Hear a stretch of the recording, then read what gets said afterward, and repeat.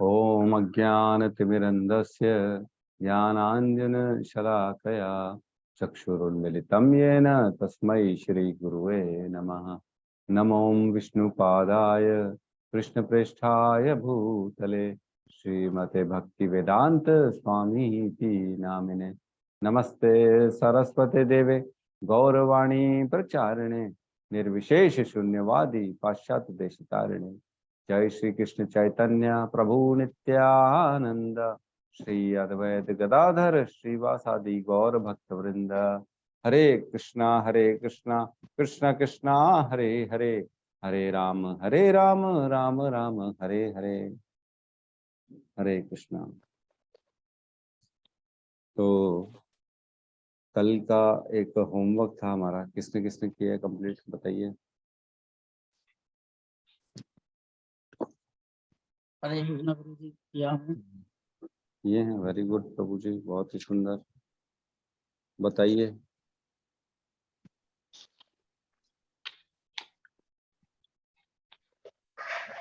हरे कृष्णा गुरु जी, दंडवत प्रणाम। धन्यवाद प्रणाम प्रभु। भक्ति का अर्थ है इंद्रियों को स्वामी पूर्ण पुरुषोत्तम भगवान की सेवा में अपनी सारी इंद्रियों को लगाना। जब आत्मा भगवान की सेवा करता है तो उसके दो गुणों का प्रभाव होता है। मनुष्य को सारी भौतिक उपाधियों से युक्त होकर हो जाता है और भगवान की सेवा में लगे रहने मात्र से इंद्रियों को शुद्ध हो जाती है। बिल्कुल सही है, बहुत बढ़िया। और भी कुछ वर्किंग की है, बस इतना। तो ये कौन सा श्लोक था प्रभु जी? ये उत्तम प्रभु जी दिया था वो। ठीक है, तो ये वो था, सर्वोपाधि विनुर्मुक्तम जी। तत्परतेन निर्मलम ऋषिकेश सेवनम भक्तिर उच्यते। ठीक है, और किसने पढ़ा है और किसने किया है? और कौन समझाना चाहेगा? गौतम प्रभु आप बताइए, आपने हैंड रेस किया था, हरे बताइए। कृष्ण प्रभु जी, धन्यवाद। हरे कृष्णा। प्रभु जी, ये पहला वाला पॉइंट मैं बताऊं, अन्य अभिलाषा सुन्नतम वाला। हाँ बताइए। जी प्रभु जी।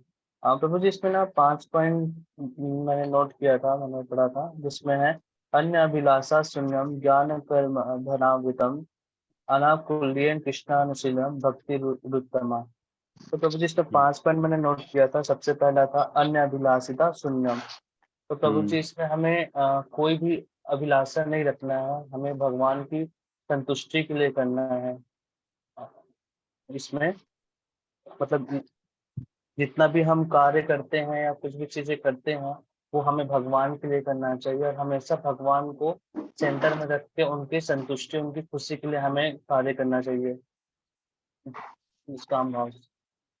और दूसरा है प्रभु जी, ज्ञान ज्ञान कर्मदा नवितम। तो प्रभु जी, हमें ज्ञान और कर्म के माध्यम से भगवान को, मतलब भगवान की प्रसन्नता के लिए करना चाहिए कर्म। जैसे कि इसमें मैंने एक पॉइंट लिखा कि विष्णु की प्रसन्नता के लिए किया गया कर्म कर्म कहलाता है, और बाकी जो कर्म होता है वो इस संसार में बांधने के लिए होता है। और ज्ञान व कर्म से शुद्ध भक्ति ढकी रहती है। तो क्या हम ज्ञान छोड़ सकते हैं? तो हमें चीजों को समझना पड़ेगा, अपने जीवन में उतारना पड़ेगा। मतलब हमें ज्ञान और कर्म से के माध्यम से हमें भगवान के लिए संतुष्टि के लिए कार्य करना चाहिए। और हमें उतना ही कर्म करना चाहिए जितना इस शरीर और आत्मा को साथ बनाए रखने के लिए करना चाहिए। उसके अलावा हमें कोई अन्यथा करने की जरूरत नहीं है। उसके बाद है प्रभु जी अनाकुल्यन है। तो इसमें प्रभु जी हमें ज्ञात होता है कि हमें भक्ति कैसे करना है, क्या करना है। तो हमें वैसा ही कार्य करना चाहिए जो भगवान की तुष्टि के लिए हो, मतलब उनके अनुकूल के लिए हो। तो हमें वैसा कर्म, वैसा ही काम करना चाहिए। और हमें उसके बाद है कृष्णानुसरण। तो प्रभु जी, इसमें हमको पता है कि भगवान परम कृष्ण है, सचित आनंद है। तो हमें वेदों के माध्यम से हम भगवान को जान सकते हैं, उनकी इच्छा क्या है। तो वेदों में लिखा हुआ है कि भगवान कैसे प्रसन्न होते हैं, उनकी क्या इच्छा है। तो हमें वेदों में जो लिखा हुआ है, हमें उनके माध्यम से कार्य करना चाहिए, जैसे शास्त्रों में दिया है। और उसके बाद है प्रभु जी भक्ति रुत्तमा। तो प्रभु जी, इसमें है कि हमें जो भक्ति है वो हमें गुरु के माध्यम से प्राप्त होता है, जो पारंपरिक गुरु है उनके माध्यम से प्राप्त होता है। तो हमें गुरु के शरण में जाना चाहिए, जिससे कि हमें भगवान के बारे में पता चलेगा और भगवान के बारे में जान सकेंगे। जैसे कि एक श्लोक आता है, तत्विधि प्रणिपातेन परिप्रश्न सेवता उपदेशन्तीते ज्ञानम ज्ञानिनः तत्वदर्शिनः। तो जो गुरु होते हैं प्रभु जी, वो भगवान के दर्शन कर चुके होते हैं। हमें गुरु के पास जाना चाहिए विनम्र भाव से, हमें इच्छा करना चाहिए, क्योंकि उन्होंने भगवान को तत्व से और उन्होंने भगवान के दर्शन किए हुए हैं, जो हमें भगवान के बारे में बता सकते हैं।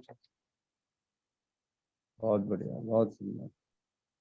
ठीक है, जस्ट सत्यम प्रभु आप बताइए। मैंने थोड़ा सा इन दोनों श्लोक से नोट्स बनाया था। बताइए। अन्याभिलाषिता पुण्यम ज्ञान कर्मादि अनावृतम आनुकूल्यन कृष्णानुकूल्यम भक्तिरुत्तम। तो इसमें क्या है, अन्याभिलाषितम पुण्यम, जितनी भी इच्छाएं हैं उनको शून्य कर दो। ज्ञान कर्मादि अनावृतम, और ऐसे कर्म में रहो जिससे जो मैं ज्ञान तपस्या आध्यात्मिक के लिए कर रहे हैं वो कहीं पर भी खत्म नहीं होना चाहिए। कृष्ण में शरणागति में उन्नति होनी चाहिए। आनुकूल्यन कृष्ण नुशीलनम, सब कुछ कृष्ण के अनुकूल यानी कि फेवर में होनी चाहिए। ज्ञान कर्म आदि भगवान के फेवर में होनी चाहिए। बाकी सभी अभिलाषाओं को शून्य करके कृष्ण के प्रति अनुकूल होनी चाहिए, उसको भक्ति कहते हैं। और फिर सर्वोपाधि विनुर्मुक्तम तत्परत्वेन निर्मलम ऋषिकेश सेवनम भक्तिर उच्यते। मतलब सारी अपनी उपाधियों को छोड़, जैसे कि मैं डॉक्टर हूँ, कलेक्टर हूँ, सीए हूँ, इंजीनियर हूँ, या अन्य उपाधियों को छोड़, या मैं भक्त हूँ, या मैं घर का मालिक हूँ, तो सर्वोपाधि विनुर्मुक्तम, सारी अपनी उपाधियां डेजिग्नेशंस को छोड़, तत्परत्वेन निर्मलम, भगवान की सेवा में तुरंत तत्पर होना चाहिए निर्मलता के साथ। ऐसा नहीं सोचना चाहिए कि ये मेरे काम लायक नहीं है, मेरे लायक काम दो, ये छोटे छोटे काम नहीं करना चाहिए, जो मिल जाए भगवान की सेवा करना चाहिए। ऋषिकेश सेवनम, अपनी इंद्रियों के स्वामी श्री कृष्ण की सेवा करना, जैसे कर्मेंद्रियों और ज्ञानेंद्रियों द्वारा। भक्तिर उच्चते, इसी को भक्ति कहते हैं। बहुत सुंदर, बहुत बढ़िया। और कोई बताना चाहेगा?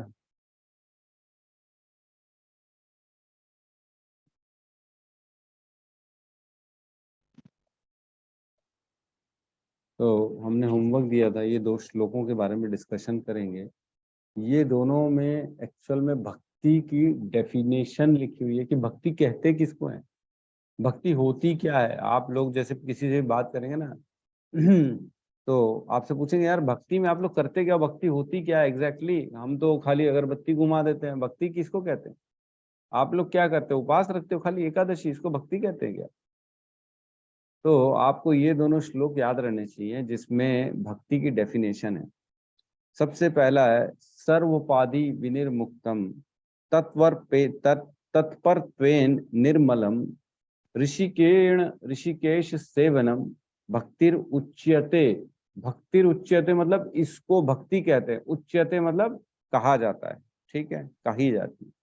तो किसको कही जाती है? सर्व उपाधि विनिर्मुक्तम, सारी अपनी उपाधियों को त्याग दो।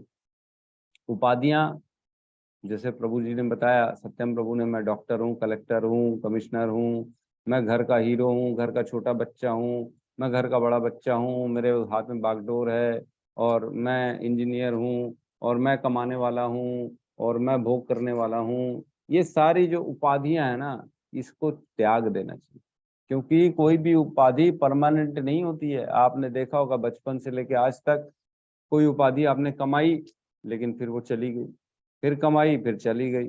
कोई आज है वो कल चली जाएगी, जो कल रहेगी जो आज नहीं है वो कल आ जाएगी। तो उपाधियां जो होती है ना, आती जाती रहती है, लेकिन उसके लिए कभी गर्वान्वित नहीं होना चाहिए। अपने आप को उसमें फंसाना नहीं चाहिए कि मैं ये हो गया हूँ, अब तो मैंने ये कमा लिया है, अब तो मैं ये बन चुका हूँ। अरे वो फॉर द टाइम बीइंग है, वो सब परमानेंट नहीं है। परमानेंट के बारे में सोचो। और तत्वर तेन निर्मलम, अपने हृदय को निर्मल करके तत्परता से भगवान की सेवा में लगना चाहिए, है ना। इमीडिएट, जो भगवान की सेवा मिले इमीडिएट करनी चाहिए। कैसे करनी चाहिए? ऋषिकेण ऋषिकेश सेवनम, अपनी इंद्रियों से इंद्रियों के स्वामी की सेवा करनी चाहिए। सारी इंद्रियां, कर्म इंद्रियां हो चाहे ज्ञान इंद्रियां हो, उनको भगवान में लगाना चाहिए। सेवनम भक्ति उच्चते, इसको भक्ति कहा जाता है। ठीक है, एक तो ये डेफिनेशन हो गई। और दूसरी डेफिनेशन है अन्य अभिलाषिता शून्यम ज्ञान कर्म आदि अनावृतम अनुकूलेन कृष्णानुशीलनम भक्तिर उत्तम, है ना। इसको उत्तम भक्ति कहा गया है। उसको तो डेफिनेशन है भक्ति की, और ये उत्तम भक्ति किसको कहते हैं? सबसे उत्तम जो है वो है अन्य अभिलाषिता शून्यम। अन्य अभिलाषिता मतलब बाकी सारी अभिलाषाएं छोड़ देनी चाहिए, शून्य कर देनी चाहिए। ये खाना है, पीना है, वहां जाना है, उसको भोगना है, ये पहनना है, यहाँ उठना है ना, और इतने बजे हमारे को घूमने जाना है, ये गाड़ी रहनी चाहिए, वो गाड़ी रहनी चाहिए, सारी अन्य अभिलाषिता शून्यम। सारी अभिलाषाओं को आप शून्य में कर दो। और ज्ञान कर्म आदि अनावृतम, मतलब ज्ञान कर्म आदि, आदि मतलब एक्सेट्रा बोलते हैं ना, जैसे तपस्या हो गई, यज्ञ हो गया, व्रत हो गया, दान हो गया, ये सारी चीजें आदि में आ गई। ज्ञान कर्म आदि अनावृतम, मतलब ऐसे ज्ञान कर्म तपस्या यज्ञ और पढ़ाई लिखाई, इन सब चीजों से ऐसे मतलब आवृतम मतलब ढकना नहीं चाहिए। ऐसी ज्ञान कभी नहीं करनी चाहिए जो हमारे ये बाकी चीज को ढक दे। मतलब किस चीज को ढक दे? अनुकूलेन कृष्ण अनुशीलनम, मतलब जो कृष्ण के अनुकूल है वो चीजें हमारी ढक जाएं, ऐसे ज्ञान कर्म आदि को त्याग देना चाहिए, उनको छोड़ देना चाहिए। दान नहीं करना चाहिए, ऐसी तपस्या नहीं करनी चाहिए, ऐसी यज्ञ नहीं करना चाहिए, ऐसी बुक्स नहीं पढ़नी चाहिए, और ऐसे लोगों का संग त्याग देना चाहिए जो कृष्ण के अनुकूल नहीं हो। अनुकूलेन कृष्ण अनुशीलनम भक्तिर उत्तम, ऐसी भक्ति को उत्तम भक्ति कहा जाता है। ठीक है, किसी का कोई डाउट है? भक्ति समझ में आ गई सबको? ये दो इंपॉर्टेंट श्लोक है भक्ति रसामृत सिंधु के। एक तो भक्ति रसामृत सिंधु का, और एक नारद पंचरात्र का श्लोक है जिसमें भक्तिर उत्तम का वर्णन किया गया। ठीक है, तो ये दोनों श्लोक जो हैं याद रहने चाहिए, कम से कम मालूम तो रहना चाहिए। याद नहीं रहे तो कम से कम अनुवाद मालूम रहना चाहिए। कम से कम इतना मालूम रहना चाहिए कि भक्ति किसको कहते हैं, क्या होती है भक्ति। क्योंकि आप लोग अब धीरे धीरे जैसे जैसे आपका स्तर बढ़ रहा है, आपको मालूम होना चाहिए। आपने गीता पढ़ ली है, आधी से ज्यादा गीता समझ ली है, अब भक्ति योग में बैठे हुए हैं हम, तो भक्ति है क्या, किसको कहते हैं भक्ति, क्या पूजा और भक्ति में फर्क है, पूजा क्या होती है और देवताओं की उपासना क्या होती है, भक्ति क्या होती है। भक्त जो होता है ना, वो भगवान का प्रेम चाहता है, भगवान के लिए कार्य करना चाहता है। और जो पूजा और आदि अपन ने पहले भी डिस्कशन किया, वो अपने लिए, अपनी इच्छाओं के लिए भगवान को, देवी देवताओं को प्रसन्न करना चाहता है। ठीक है, तो भगवत गीता के श्लोक में हम प्रवेश करते हैं। कल तक हमने 7.16 किया था, राइट। किसी का कोई डाउट आउट हो तो ठीक है, नहीं तो हम आज सीधा 17 नंबर श्लोक में प्रवेश करते हैं। कल मैंने बताया ज्ञानी दो प्रकार के होते हैं, कौन कौन से होते हैं, याद है?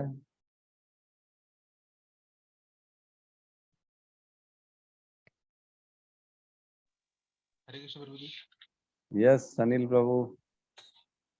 प्रभु जी, ज्ञानी दो प्रकार के होते हैं, एक तो शुष्क ज्ञानी और दूसरा भक्त ज्ञानी।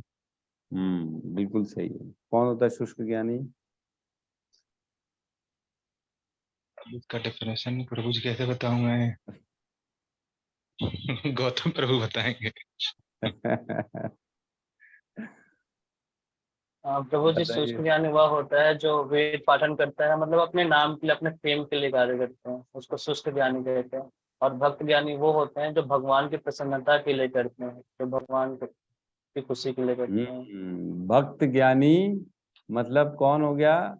जो ये जानता है वासुदेवम सर्वम इति, वो इसलिए ज्ञान अर्जित कर रहा है क्योंकि भगवान सब कुछ है, सर्व कारण कारणम, उसके बारे में पता करें।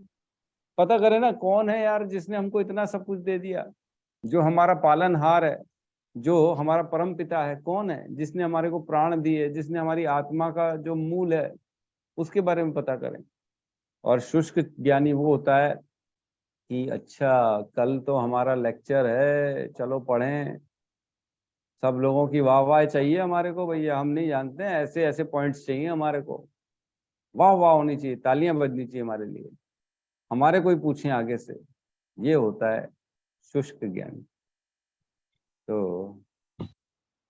पता नहीं कौन सी कैटेगरी में आते हैं हम लोग। ठीक है। कौन कौन शुष्क ज्ञानी है यहाँ पे? अच्छा, भक्त ज्ञानी कौन कौन है? हैं? ठीक है, लटक रहे हम लोग पेंडुलम के जैसे, पता नहीं कौन सी स्थिति में है, भक्त है कि शुष्क है। भाई लोगों के बीच में तो बढ़ावा करने के लिए बोलते ही हैं हम लोग चारों जगह कि नहीं नहीं ऐसा है, हमको ये मालूम है, भगवत गीता मालूम है, ये करना चाहिए, वो करना चाहिए। तो देखो ऐसा धीरे धीरे स्तर बढ़ता है ना। अभी हम वही पढ़ने जाएंगे कि किस प्रकार भगवान ज्ञानी को पसंद करते हैं, है ना। अभी वही बताएंगे। अभी ज्ञानी का स्तर जो है ना वो बाकियों के मुकाबले में बेटर है। बाकी कौन कौन है? आर्तो जो पीड़ित है, जिज्ञासु जिसको मालूम नहीं है, बचपन से उसको ना बोल दिया है भाई शिव जी पे तुम जल चढ़ाओ तो चढ़ाता है, मालूम कुछ नहीं है, लेकिन अब पता करने आया है यार, बड़ा हो गया है, अब इतने साल हो गए प्रभु जी जल चढ़ाते पड़ा चढ़ाते पता ही नहीं है, लेकिन जल क्यों चढ़ाते हैं। बचपन से माता बोलते आई थी कि नवरात्र में उपवास रखो, उपवास रखा, लेकिन पता नहीं है क्यों रखते हैं, है ना। तो उनको मालूम ही नहीं है लेकिन करते हैं, उनको कुछ ना कुछ करते थे, इसलिए अब जिज्ञासु हो गए, अब अंदर से है ना पता करने की इच्छा हो रही है कौन, हम क्यों करते हैं, शिव जी के भी ऊपर कोई है क्या, है ना, ये क्यों, इतनी शक्तियां इनको किसने प्रदान कर दी। तो इस टाइप की जिज्ञासु हो गए। और अर्थार्थी, पैसा चाहिए, प्रॉपर्टी चाहिए। तो चार प्रकार के लोग हमने कल पढ़े जो भगवान की शरणागति में आते हैं। तो चारों में एक डिफरेंस हमने कल पढ़ा था, जो शुरू के तीन हैं वो एक कैटेगरी में आते हैं और एक चौथा ज्ञानी जो है वो दूसरी कैटेगरी में आता है। याद है किसी को?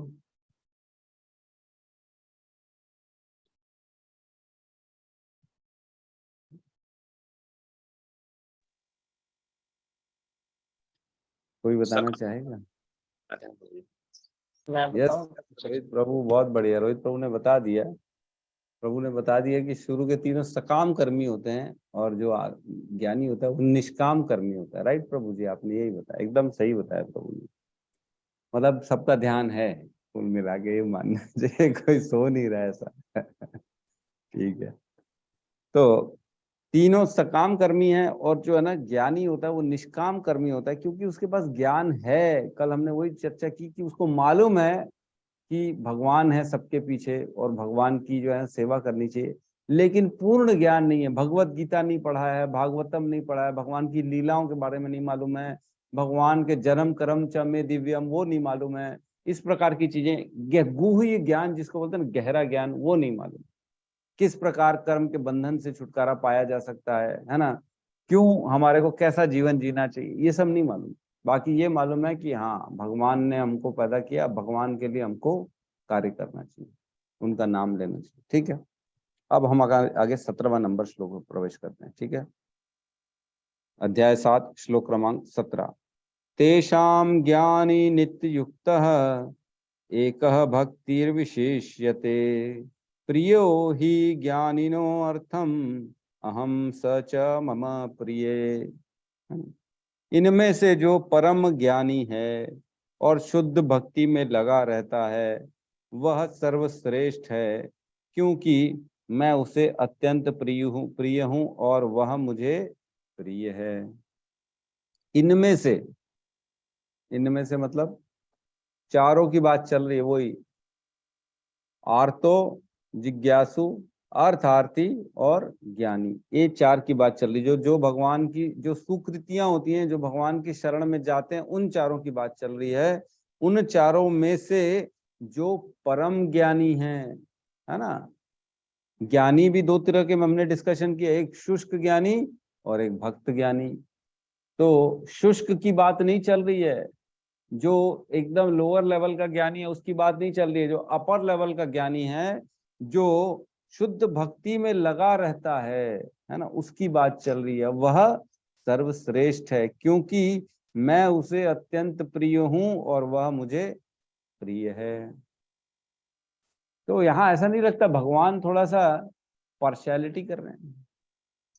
एक श्लोक आता है उसमें कहते हैं भगवान, समो अहम सर्वभूतेषु न मे द्वेषो अस्ति न प्रिय ये भजन्ति तु माम भक्त्या मयि ते तेषु च आप्यहम्। कौन सा श्लोक है? 9वें अध्याय का शायद है, 22-23 के आसपास है। उसमें भगवान कहते हैं कि मैं समो अहम सर्वभूतेषु, मैं सारे प्राणियों के लिए सम हूं, है ना। मैं किसी से द्वेष नहीं करता हूं, ना मैं किसी को पसंद करता हूं, मतलब एक्स्ट्रा ऑर्डिनरी, है ना। तो ये है 29 नंबर श्लोक है। इसमें ना मैं तो किसी से द्वेष करता हूं, ना किसी से साथ पक्षपात करता हूं, मैं सबों के लिए समभाव हूं, किंतु जो भक्ति पूर्वक मेरी सेवा करता है वह मेरा मित्र है, मुझ में स्थित रहता है और मैं उसका मित्र हूं। तो देखो, इससे ना एक चीज बड़ी इंपॉर्टेंट होती समझने वाली, समो अहम सर्वभूतेषु न मैं द्वेषो अस्ति न प्रिय। मैं सबके लिए समभाव हूं, न मैं किसी से द्वेष करता हूं, न मैं किसी को अधिक प्रिय हूं। लेकिन जो मेरे परायण है, जो मेरा दिन भर चिंतन करता है, उसके लिए मैं भी मित्र हूं और वो भी मेरा मित्र है। तो जब अगर भगवान निराकारवादी होते, समझिए, अगर भगवान एक ब्रह्म होते, एक व्यक्ति नहीं होते, तो ये श्लोक लागू था कि समो अहम सर्वभूतेषु, मैं सबके लिए समान हूं। जिस प्रकार सरकार का नियम सबके लिए समान है, किसी के लिए कम ना ज्यादा, लेकिन अगर व्यक्ति कोई आ जाए, सरकार का प्रधानमंत्री व्यक्ति आ जाए, तो वो कम ज्यादा कर सकता है। उसी प्रकार भगवान जब स्वयं अगर व्यक्ति होंगे, तो वो किसी से कम ज्यादा कर सकते हैं। इसीलिए कहते हैं वो मुझे अत्यंत प्रिय है। क्योंकि देखिए, आप किसी भी परिस्थिति में रहें ना, कैसी भी परिस्थिति रहे, किसी भी स्थिति में रहें, आप सपोज करो भक्त हैं, बेस जा रहे हैं, जो भी है, लेकिन किसी के प्रति आप एक्स्ट्रा ऑर्डिनरी ध्यान दे देते हैं, है ना। क्यों?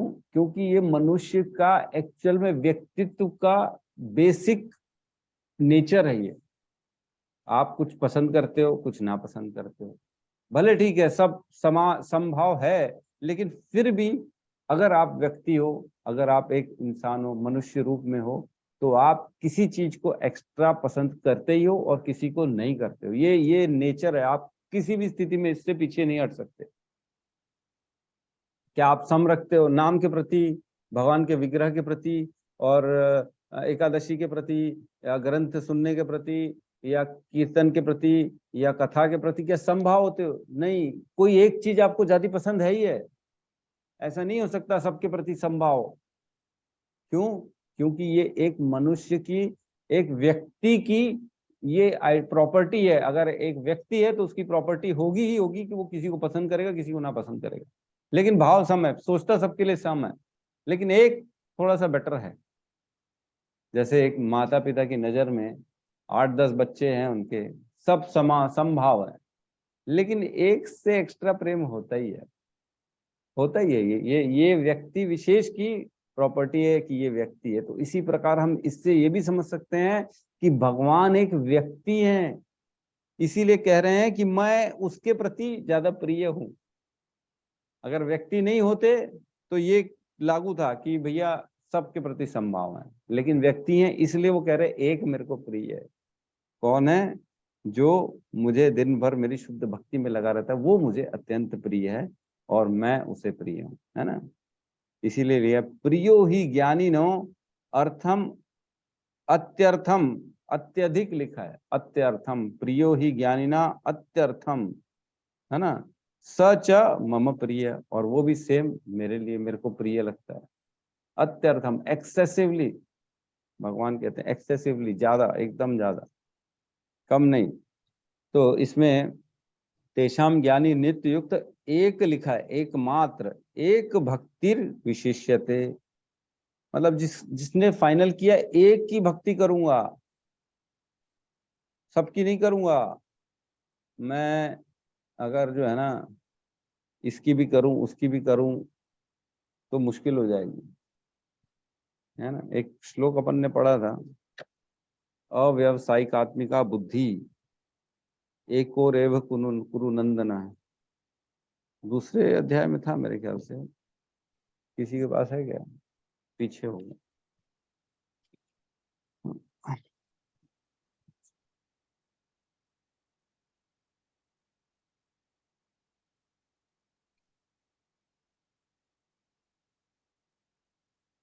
कौन सा श्लोक नंबर है?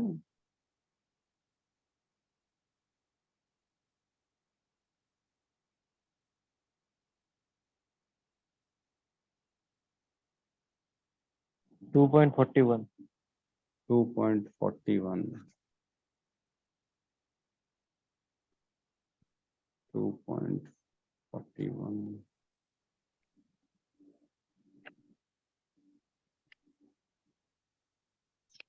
ये हमने पढ़ा था, व्यावसायिक आत्मिका बुद्धि रेव एक ही कुरुनंदन बहुशाखा ही अनंताश्च बुद्धयो अव्यवसायी नाम, है ना। इस मार्ग पर चलते हैं वे प्रयोजन में दृढ़ रहते हैं, है ना। जो इस मार्ग पे चलते हैं उनका प्रयोजन दृढ़ रहता है और उनका लक्ष्य भी एक होता है ना। हे कुरुनंदन, जो दृढ़ प्रतिज्ञ नहीं है उनकी बुद्धि अनेक शाखाओं में विभक्त रहती है। ये हमने पढ़ा था, याद है ना। दूसरा अध्याय किया है, तीसरा किया है, चौथा किया है, पांचवा किया है, छठवां किया, अब जाके सातवें में आए। तो पीछे का भी याद रखना पड़ेगा हमको, भूलना नहीं है।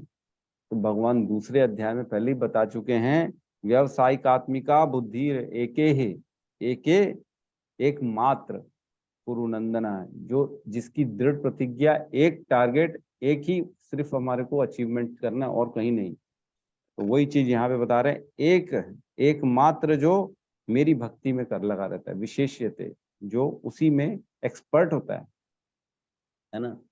एक्सपर्ट बनेगा मेरी भक्ति में, तो उसकी बात चल रही है। हम अब बाकियों की बात नहीं चल रही है। वो क्योंकि मेरी भक्ति में लगा हुआ एकमात्र, इसलिए मैं उसको प्रिय हूं और वो भी मुझे अत्यंत प्रिय है, अत्यधिक प्रिय, है ना। अत्यधिक प्रिय, इसके लिए भी एक हमारा, देखो आप समझो, हमने 4.11 पढ़ा है ना। उसमें भगवान कहते हैं जैसा जैसा जो मेरे जितना शरणागति की प्रतिशत होगा, मैं भी उसको उतना ही प्रेम करूंगा, मैं भी उसको उतना स्वीकार करूंगा। 4.11 4.11 खोलेंगे।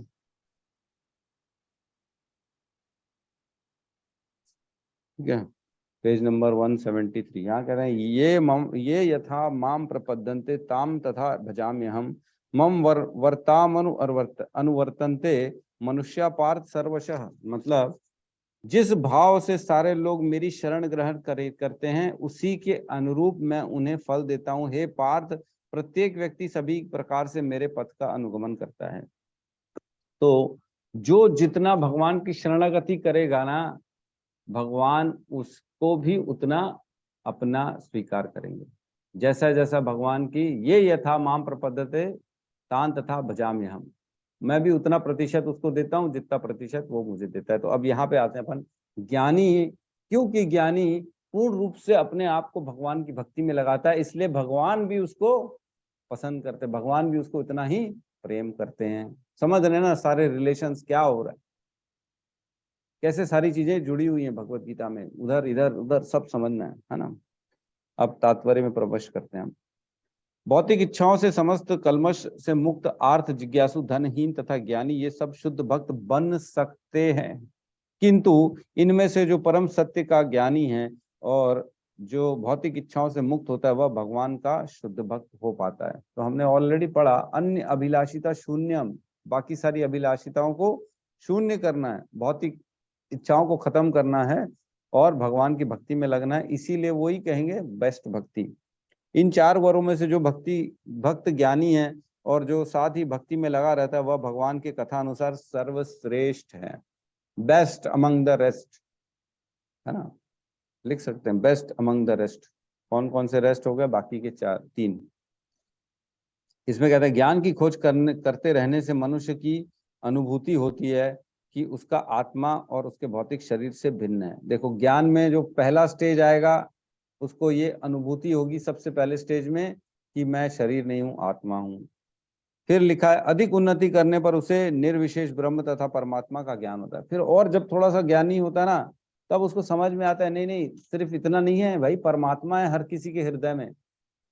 परमात्मा जो है सेकंड स्टेज है, रियलाइजेशन ऑफ परमात्मा ब्रह्म। और उसके बाद और एक और स्टेज आती है, फिर आगे कहते हैं जब वह पूर्णतः शुद्ध हो जाता है तो उसे ईश्वर के नित्य दास के रूप में अपनी स्वाभाविक स्थिति की अनुभूति होती है। फिर लास्ट स्टेज हो जाती है कि अब उसको समझ में आ गया नहीं भगवान तो एक व्यक्ति है यार, ब्रह्म नहीं है वो, खाली परमात्मा नहीं है वो तो एक व्यक्ति, हमारे जैसे व्यक्ति है, सेम टू सेम। अब मेरे को उनकी सेवा करनी है, मेरे को उनका दास बन के उनके लोक में उनकी हमेशा हमेशा के लिए सेवा करूंगा, और कुछ अब मेरे जीवन का उद्देश्य नहीं। ये हो जाती है लास्ट की जो है ना रियलाइजेशन, स्टेजेस ऑफ रियलाइजेशन। ठीक है, इस प्रकार शुद्ध भक्त की संगति से आर्त जिज्ञासु धन की इच्छुक तथा ज्ञानी स्वयं शुद्ध हो जाते हैं। तो इसमें बहुत अच्छा ये बताया कि भगवान की भक्ति में कोई भी अगर पैसे के लिए आए, चाहे जिज्ञासु आए, चाहे पीड़ित होके आए, तो भगवान उसको चांस जरूर देते हैं अपनी शरणागति का। देवी देवता नहीं देते हैं, हमने कल भी पढ़ा, देवी देवता खाली उसको सामान देते हैं और उससे ले लेते हैं उनकी भक्ति, जो भी वो उनके लिए कर रहा है यज्ञ तपस्या।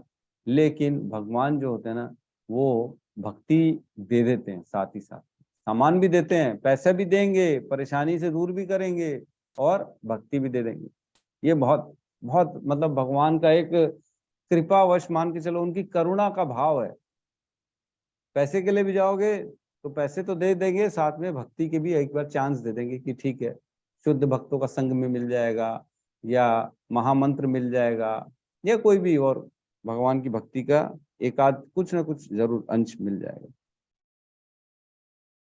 ठीक है, आगे जिस भगवान की दिव्यता का शुद्ध ज्ञान प्राप्त होता है, जिसे वह भक्ति द्वारा इस तरह सुरक्षित रहता है कि भौतिक कल्मश उसे छू नहीं पाते हैं। तो बता रहे हैं कि जो भक्ति में आगे आ जाता है ना, उन्नत हो जाता है, जो अत्यंत मेरे लिए भक्ति करता है, उसकी मैं रक्षा करता हूं भौतिक चीजों से। कैसे, कौन सा श्लोक आ जाएगा इसमें?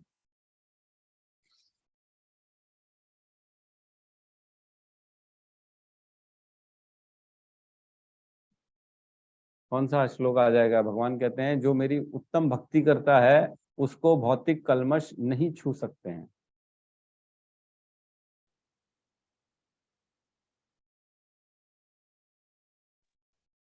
योगी नाम अपनी सर्वस्व वालों के लिए तो योगी ना हो तो योगियों में सर्वश्रेष्ठ कौन है? वो है मद गतेन अंतरात्मना, है ना, वो योगियों में कौन बेस्ट है, वो उसकी बात चल रही है। ये कौन के यार, ये तो हमने पढ़ा है ना, भक्ति में जो अत्यंत भगवान की भक्ति करता है उसको भौतिक कल्मश नहीं छू सकते हैं। अरे अभी तो पढ़ा था कुछ दिन पहले, सबसे पूछवाया भी था, सबको याद भी कराया था। मत परम के, हैं?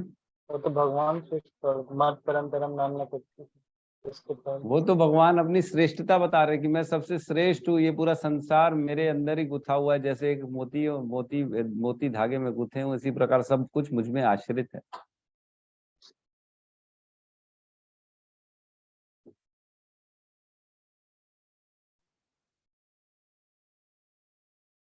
थोड़ा सा मेहनत और लगेगी। 14 नंबर श्लोक, नाम देवी ऐसा गुणमयी, क्या कह रहे अच्छे हैं?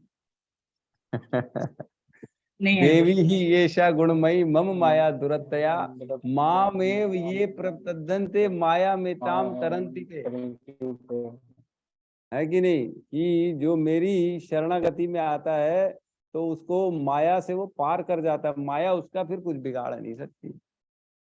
तो माया ही तो है जो तकलीफ देती है, उलझा के रखती है, दुख सुख का अनुभव कराती है। तो वो भौतिक कलमश से कैसे ऊपर हो जाता है? क्योंकि वो मेरी माँ में ये प्रपदन थे, माया में ताम तरंती थे। और एक और श्लोक कह सकते हैं इसमें, है ना, योगक्षेम वहाम्यम वाला 9.22, उसको भी खोलेंगे एक बार। 9.22 भगवान कहते हैं, किंतु जो लोग अनन्य भाव से मेरे दिव्य स्वरूप का ध्यान करते हुए निरंतर मेरी पूजा करते हैं और उनकी जो आवश्यकताएं होती हैं उन्हें मैं पूरा करता हूं, और जो कुछ उनके पास है उसकी रक्षा करता हूं, है कि नहीं? जो उनके पास है उसकी रक्षा करता हूं, और जो उनको नहीं है मैं उनको प्रदान करता हूं। इसलिए उसको भौतिक कलमश छू नहीं पाते, क्योंकि सबके लिए तो मैं रक्षा करने के लिए बैठा हूं। ठीक है, तो इस प्रकार ज्ञानी जो होता है ना, वो भगवान को इसलिए प्रिय है क्योंकि वो भगवान को चाहता है ना। जैसे 4 बच्चे हैं पिताजी के, तो अगर पिताजी सबको चॉकलेट या काफी सारे कुछ ला के दिए, 10 चॉकलेट तू रख, चारों में बांट दिए, 40 चॉकलेट लाए, 4 बच्चों में 10-10 बांट दिए। लेकिन एक बच्चा आके 10 में से जो 10 चॉकलेट थी वो आके अपने पिताजी के गोद में बैठ गया, और एक चॉकलेट बोले पहले तो आप खाओ पिताजी, फिर मैं खाऊंगा। तो भगवान जो पिताजी है ना, उसकी नजर में वो बच्चा बहुत प्रिय हो जाता है। बाकियों को भी दिया, इसको भी दिया, देने में कोई कमी नहीं, लेकिन प्रिय बनना है तो क्या करना पड़ेगा? भगवान को पहले रखना पड़ेगा।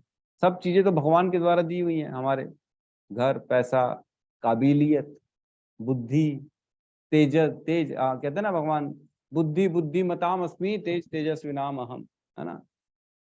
तो भगवान, सब भगवान का ही तो है, हमारा क्या। उसके बाद अगर थोड़ा सा भगवान को अर्पण कर दो तो भगवान के प्रिय बन जाओ, है ना। भगवान को दो सबसे पहले। ठीक है, किसी का कोई डाउट है तो हम ले सकते हैं, अदरवाइज नेक्स्ट श्लोक में प्रवेश करते हैं।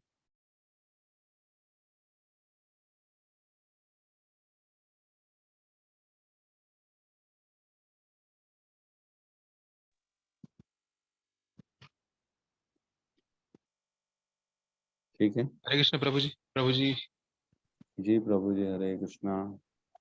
ये अनुवाद में जैसे कि जो पहला सेंटेंस आता है, इनमें से जो परम ज्ञानी है और शुद्ध भक्ति में लगा रहता है वह सर्वश्रेष्ठ बोल रहे हैं।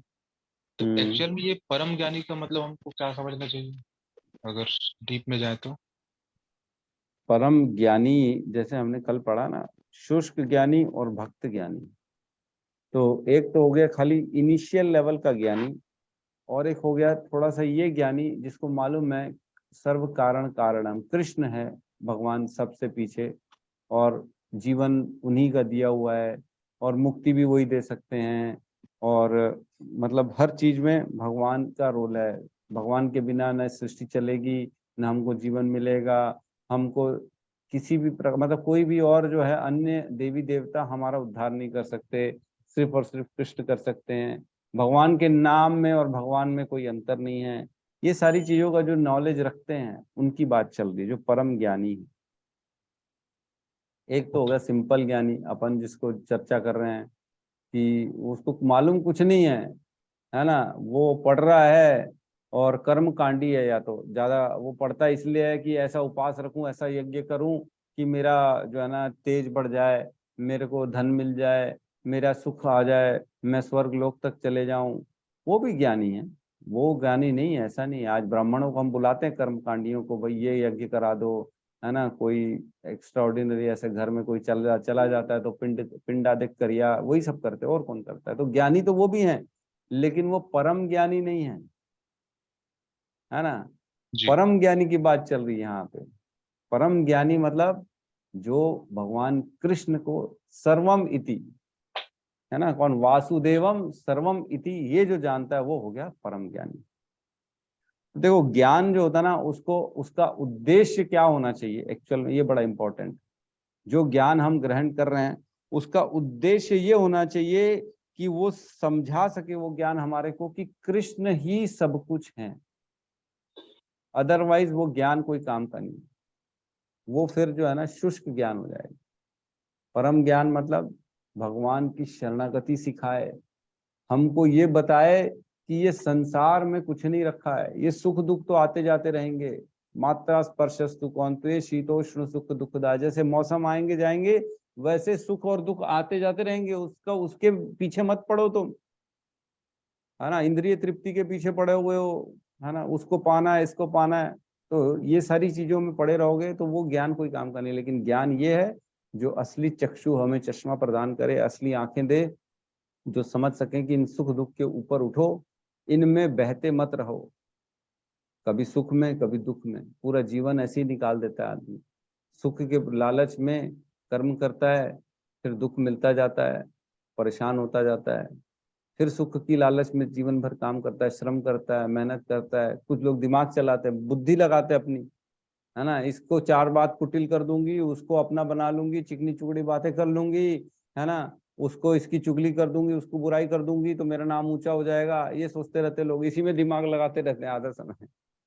तो ये सब चीजों से कुछ नहीं है। भगवान को अहम तुष्टे जगत तुष्टे, भगवान कहते हैं मैं तुष्ट हूं तो तुमसे सारा संसार तुष्ट हो जाएगा, ये याद रखना। अगर जगत के पीछे पड़े रहोगे ना, एक एक को खुश करने के पीछे, तो कोई खुश नहीं होगा। लेकिन अगर कृष्ण को खुश करने के पीछे लग गया ना, तो ऑटोमेटिकली भगवान सबके अंदर में ना आपके प्रति सॉफ्ट कॉर्नर पैदा कर देते हैं कि नहीं, इसके लिए थोड़ा सा नरम दिल रखो, ऐसा होगा। तो ये ज्ञान एक्चुअल में ज्ञान है, परम ज्ञान है। जी प्रभु जी। तो अगर भगवान का प्रिय बनना है तो क्या करना पड़ेगा? भक्ति को फॉलो करना पड़ेगा, भक्ति करनी पड़ेगी, तब भगवान के प्रिय बनेंगे। एक और श्लोक आता है इसमें भगवान कहते हैं कि मेरे को सबसे अत्यंत प्रिय कौन है। 12वें अध्याय में आता है, श्लोक क्रमांक 8 है मेरे ख्याल से, 12.878, यस 8 ही है। इसमें कहते हैं भगवान, मयि ये मनः आधस्व मयि बुद्धिर्निवेशय निवश्यसि मयि एव अतः ऊर्ध्वम न संशय। मुझ भगवान में अपने चित्त को स्थिर करो और अपनी सारी बुद्धि मुझ में लगाओ, इस प्रकार तुम निस्संदेह मुझ में सदैव वास करो, मुझ में सदैव वास करो। भगवान दिन रात उसका चिंतन करेंगे जिसकी मन और बुद्धि भगवान में लगेगी, है ना। एक श्लोक आता है, अपन ने कितनी बार पढ़ा है ना, भगवान कहते हैं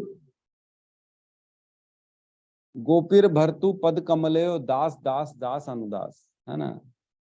भगवान कहते हैं, नहीं ये वाला श्लोक नहीं है, अहम भक्ता पराधीनो, यह श्रीमद् भागवतम 9.4.63 का श्लोक है। अहम भक्ता पराधीनो ही स्वतंत्र इव द्विज साधु भी ग्रस्त हृदयो भक्तेर भक्त जन प्रिय। मतलब पूर्ण पुरुषोत्तम भगवान ने ब्राह्मण से कहा, किसी से चर्चा चल रही भगवान की, वो भगवान स्वयं कहते हैं मैं पूर्णतः अपने भक्तों के वश में हूं, निस्संदेह मैं तनिक भी स्वतंत्र नहीं हूं।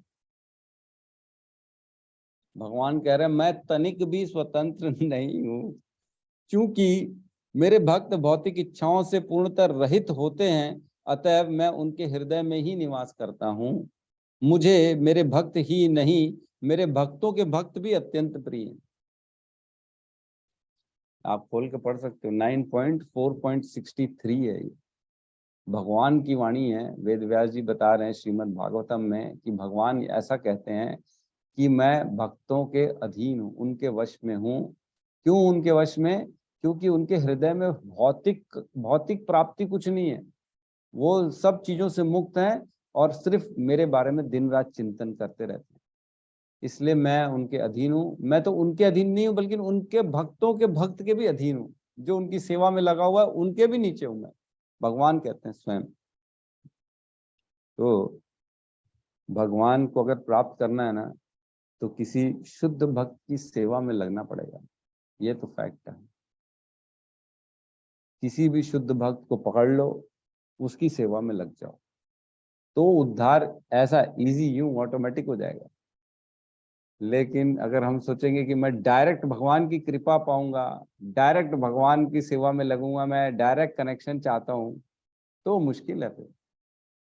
ये देखो भगवान त्रिभंग ललित है, टेढ़े हैं चारों तरफ से, टेढ़े टेढ़े टेढ़े टेढ़े, तो यहाँ पे भी टेढ़े है। बोले डायरेक्ट आएगा तो कुछ नहीं मिलेगा, लेकिन मेरे भक्त का भक्त बनेगा तो सब कुछ मिल जाएगा।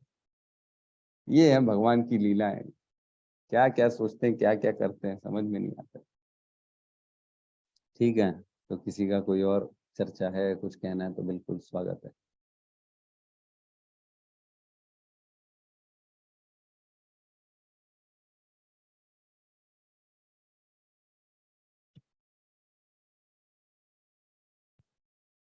एक नहीं बहुत जगह कहा है भगवान के बारे में सब आचार्यों ने श्रीमद् भागवतम में, कि अगर भगवान की कृपा चाहिए तो हमको भक्तों की सेवा, वैष्णवों की सेवा में लगना चाहिए।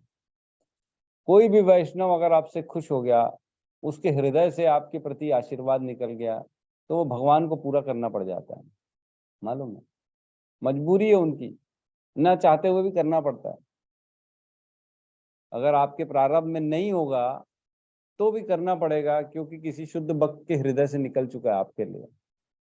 भगवान बोलते हैं हम भक्ता पराधीन हो, मैं उनके नीचे हूँ। वो बोल देगा कि तुझे कृष्ण भक्ति प्राप्त हो तो होगी होगी, फिर ना चाहते हुए भी करनी पड़ेगी। क्यों? आपके प्रारंभ में नहीं है तो भी करनी पड़ेगी।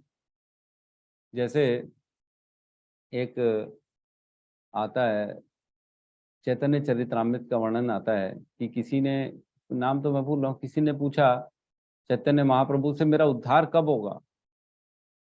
तो चैतन्य महाप्रभु ने बताया उसको तेरा 10 लाख जन्मों के बाद होगा उद्धार, भगवान की वैकुंठ लोक में तेरा प्रवेश तब होगा, अभी नहीं होगा। तो खुश होके नाचने लगा वो, अरे मजा आ गया बोले सुन के, मेरे 10 लाख बाद, 10 लाख जन्मों के बाद तो मेरी गति पक्की है ना, वैकुंठ तो जाऊंगा। इसी बात पे पार्टी मनाना चालू कर दी, खुश हो गया। तो चैतन्य महाप्रभु ने देखा, अरे वाह ये क्या बात है, बोले इतना खुश, इतना प्रसन्न हो गया ये तो। जाके बड़े भक्तों को उसने सेवा कर दी, बोले वाह मेरी भक्ति निश्चित है, निश्चित है, मजा आ गया, मैं वैकुंठ लोक जाऊंगा। तो भगवान ने उसका भाव देखा, फिर बोला नहीं तेरे को इसी जन्म में वैकुंठ लोक तेरे को जाना है, जरूरत नहीं है इतना समय जाने की। तो भगवान देखते हैं भाव को, भगवान देखते हैं। अगर यही बोलता है 10 लाख जन्म के बाद मेरे को जाना है, छोड़ो फिर क्यों भक्ति करूं मैं, जाना तो भगवान ने बोल दिया, मुख से तो निकल गया, मैं तो जाऊंगा ही जाऊंगा, अब भक्ति करूं चाहे नहीं करूं, जाना ही है, छोड़ो, बढ़िया ऐश करो, मौज मस्ती करो, खाओ पियो मजे करो। ऐसा अगर विचार होता तो भी भक्ति तो जाना ही था उसको 10 लाख जन्म बाद। लेकिन नहीं, ऐसा विचार नहीं था। उसने इस बात में भी जो है ना भक्तों के साथ रहा, वो भक्तों की सेवा की, इसलिए फिर उसको भगवान ने, चैतन्य प्रभु महाप्रभु ने बोला नहीं तेरा इसी जन्म में गति निश्चित है। तो ऐसा है, भगवान के भक्तों की कृपा होनी चाहिए बस। ठीक है, तो यहाँ आज यस गौतम प्रभु कहिए। हाँ प्रभु जी, बस छोटा सा, जैसे आप बता रहे हैं तो प्रभु जी हमें पता चल रहा है कि हमें भक्तों और वैष्णव की सेवा करना है। तो प्रभु जी जैसे मन में ऐसा इच्छा रखें कि हाँ प्रभु जी ने तो ऐसा बोला है कि हम वैष्णव की और भक्तों की सेवा करेंगे, तो हमें ये सारी चीजें मतलब भगवान खुश हो जाते हैं। तो ये इच्छा रख के प्रभु जी अगर हम किसी वैष्णव या किसी भक्त की सेवा करेंगे तो सही है? हाँ सही है, बिल्कुल सही है।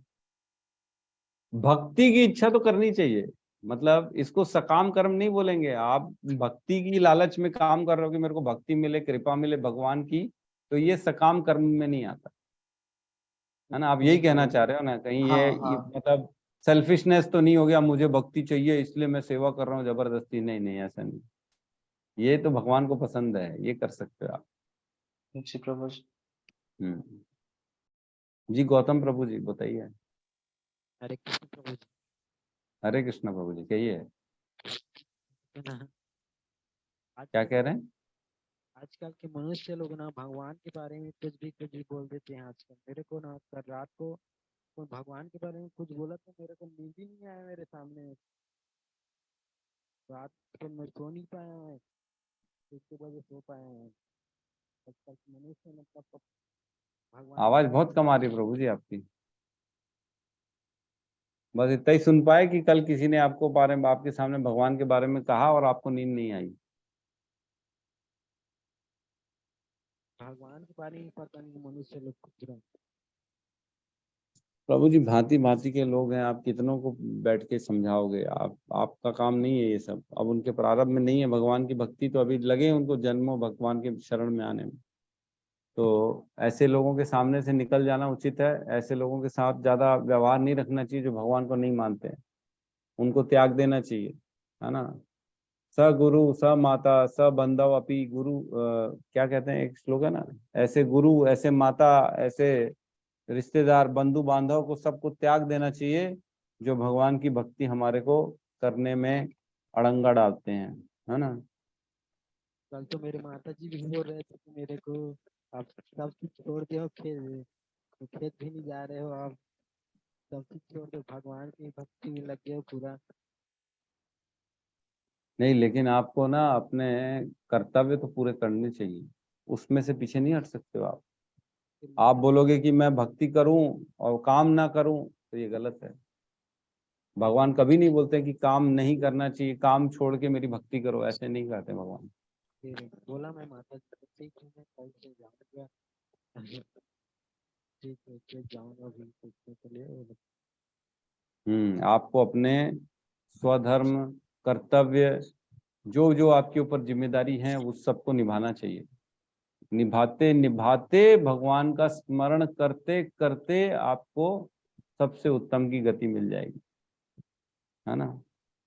हमको ये नहीं बोलना है कि अरे मैं तो माला कर रहा हूँ, आज मेरे पास टाइम नहीं है, अब मैं नहीं जाऊंगा, आज से ये वाला काम बंद, आज से इसकी चिंता मैं नहीं करूंगा, आज ये बंद वो बंद, अब से ऑफिस नहीं जाऊंगा क्योंकि मेरे को माला नहीं होती, मेरे को पढ़ना रहता है, मेरे को लिखना रहता है, रीडिंग रहती है, तो आज से ऑफिस बंद, काम धंधा बंद, सिर्फ जपा चालू। नहीं, ये नहीं करना, बिल्कुल गलत है। जो हिंदू धर्म में ही है पूरा भगवान के बारे में, मतलब दूसरे धर्म में देखा हूँ मैं, मुसलमान में और कोई धर्म में आप कोई उसके धर्म के बारे में बोल दोगे ना तो लोग आपको वही मतलब। देखो ये चर्चा नहीं है यहाँ का अपने विषय का कि दूसरे धर्मों में क्या लिखा है और क्या अपने को मानना है क्या नहीं मानना है। अब उनको जो समझ में आया वो मान रहे हैं, हमको जो समझ में आएगा हम माने, आपको जो ठीक लगता है आप उसको फॉलो करिए, ठीक है। प्रभु जी मतलब अपने धर्म के लोग ना भगवान के बारे में नहीं जानेंगे। बिल्कुल सही है, उनके धर्म में नहीं लिखा है तो नहीं जानेंगे। किसी के धर्म में नहीं लिखा है तो कैसे जानोगे आप? हमारे धर्म में नहीं लिखा है उनके धर्म के बारे में तो हम कैसे जानेंगे? ठीक है, तो क्लास को आज क्लोज करते हैं अपन गुरु सब जी मिल के। हरे एक तो शब्द बोलना चाहता हूँ थोड़ा सा इस बात के लिए जो अभी सुना हूँ। मैं जी जी हम तीन दोस्त आपस में बातचीत हो रहा था, मुश्किल में हम उस समय 7 साल के थे, मात्र 7 साल, बाकी इतना मेरे दिमाग में उस समय बैठ गया आज तक मेरे को याद है। और तीन दोस्त में एक दोस्त बोलते हैं मैं भगवान को नहीं मानता हूँ, एकदम रियल घटना है। और उस समय मेरा उम्र 7 साल के था, मात्र 7 साल, बिल्कुल भगवान जी। को नहीं मानता, वो नास्तिक था। और दूसरा दोस्त बोलता है ठीक है तू नहीं मानता है तो ये भगवान के एक फोटो लाता है और उसको लात मार के दिखा, तो लात नहीं मारता वो। और उसको मुश्किल में 18 साल में उसका शादी हो जाता है। और मेरा उम्र अभी 42 साल है, चालू है। और उसका उस 18 साल में उसका लगभग शादी हो जाता है। तो उनका मतलब स्वामी स्त्री हस्बैंड वाइफ में लड़ाई झगड़ा होता है और दोनों में आग लगा के मर जाते हैं। तो ये नास्तिक के लिए मैं ये शब्द बोलना चाहता हूँ जो कम उम्र में और दोनों को ही आग लगा के मर गए।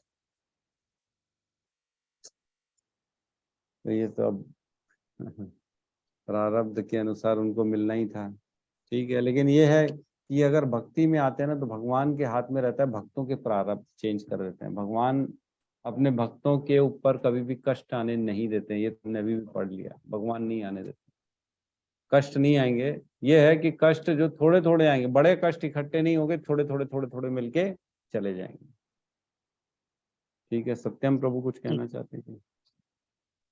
प्रभु जी ये जो शुष्क ज्ञानी और भक्त ज्ञानी आपने बताया था, तो इसमें जो वो बताया था जो व्यक्ति अपने फेम के लिए करते हैं, तो फेम को और अच्छा शब्द क्या कह सकते हैं, मतलब जैसे और दूसरे शब्दों में क्या कह मान, सकते हैं, मतलब मान चाहता है जबरदस्ती लोगों के बीच में, और नाम चाहता है, और अपने नाम के लिए। हाँ ठीक अपने है। नाम के लिए, और मान अभिमान, ये सारी चीजें हैं और क्या।